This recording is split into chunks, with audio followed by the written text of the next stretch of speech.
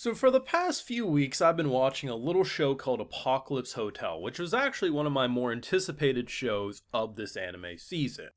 And I said when I initially was doing my, hey, what am I gonna watch?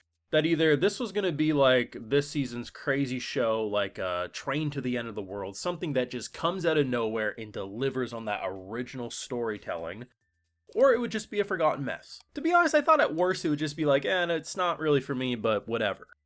And what we have here is an apocalyptic show where humanity, essentially had to escape their planet. There was a disaster approaching that, like, it was pollution, it was poisonous to live here, so they left. And there's a lot of robots, a lot of AI, and it's so interesting having a story that rather than going the road of, AI eventually goes crazy and kills everyone, instead it's like, what if we had super realistic to the point of you interact with some of these robots, they feel completely human. But rather than this like malice or horrible energy, it's they are programmed to do the job of working at a hotel. That stay here, we will come back, and if there's customers, obviously do your job.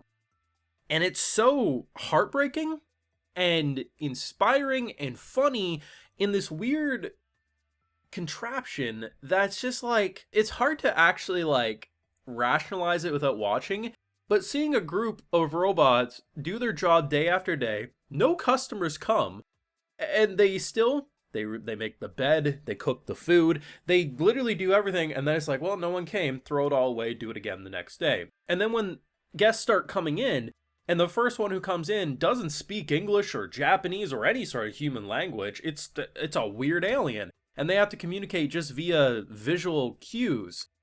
And then you end up with a raccoon tanuki family who are just absolute menace. The show has progressed into a very funny show, but it still manages to do storytelling in a way that you haven't really seen before, on top of the latest episode, episode 4, being the funniest thing that you could like imagine looking at a little raccoon girl, and she's looking at this giant worm that came from outer space, we assume, and she's got a chainsaw ready to go kill it, and then she throws it and says, nah, not today, I don't want to die.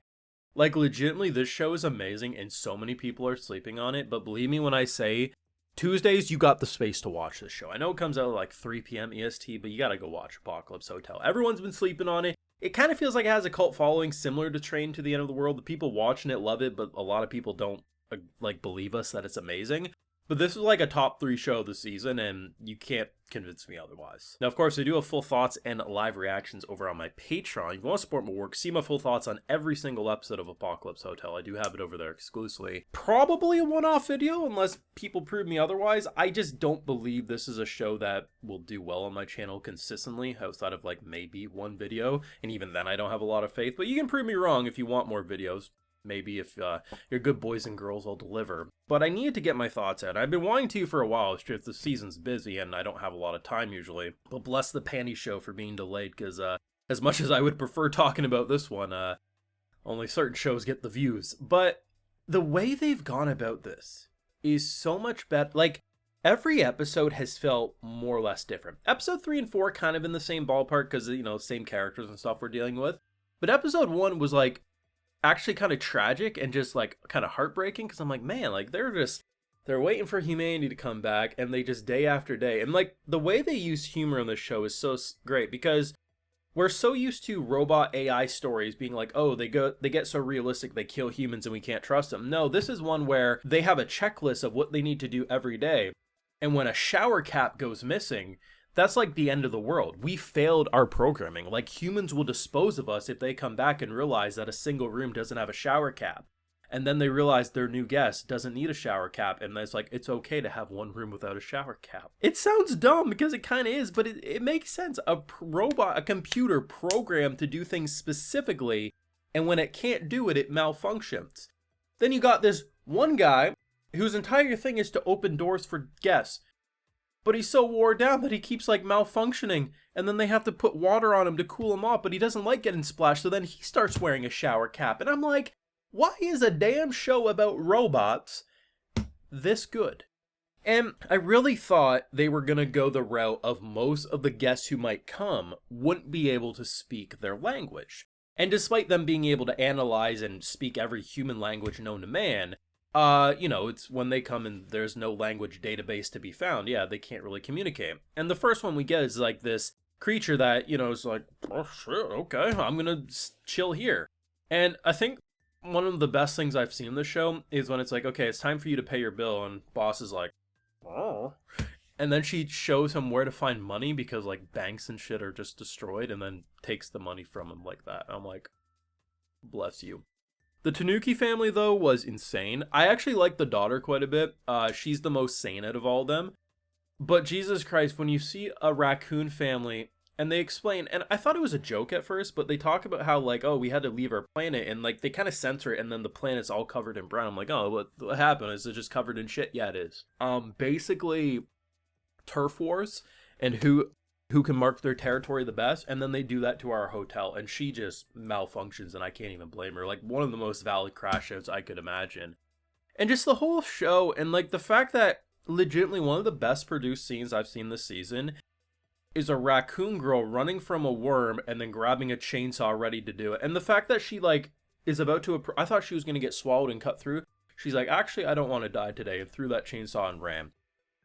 We've had a show that's teased the destruction of humanity. I mean, the Tanuki family did find a human spaceship, and it ain't looking good in there. Could there be other humans out there still? Sure, of course, but it's been like 150 years, so the humans she's waiting for ain't coming back unless they're in cryospaces or something. I don't know. But humans probably dead. Aliens are going to a hotel where they are waiting for their humans to come back, and they're doing such a good job, but so tragic. And we've had 2 groups of alien visitors come, and it has been an absolute pleasure to watch this one.